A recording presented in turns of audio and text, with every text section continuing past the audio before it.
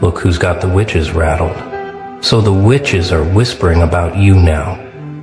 The ones who dance with shadows and speak to the dead.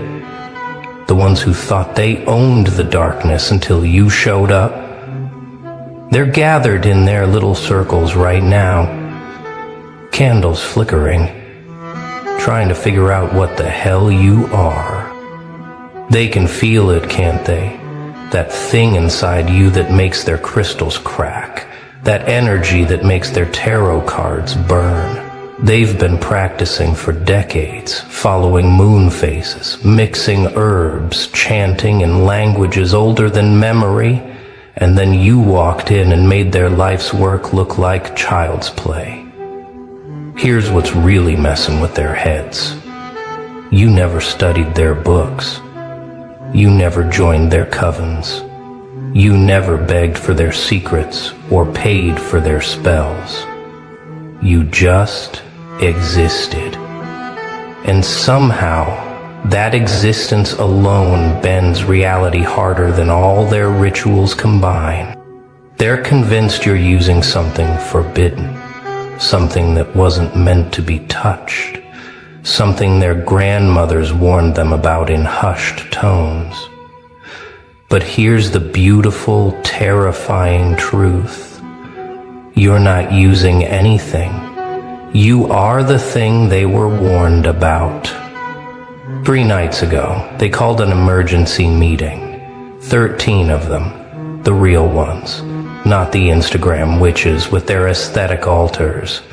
These are the ones whose bloodlines trace back to Salem, to Europe's burning times, to caves where the first spells were whispered. And the topic of discussion? You. Have you felt it? They asked each other, hands trembling around their chalices. That disturbance in the field? They've been tracking you, you know.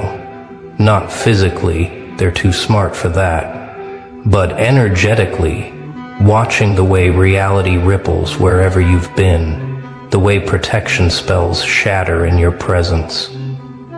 One of them, the eldest, finally spoke what they were all thinking. This isn't learned magic. This is something else. Something that shouldn't exist in this age. She's 300 years into this lifetime, has seen kingdoms rise and fall, has weathered inquisitions and witch hunts, and she's terrified of you? They tried to read you, tried to trace your spiritual signature back to its source, but every time they attempted it, their tools went haywire. Pendulums spinning wildly, scrying mirrors showing nothing but static. One younger witch's third eye started bleeding, actually bleeding. She's still recovering.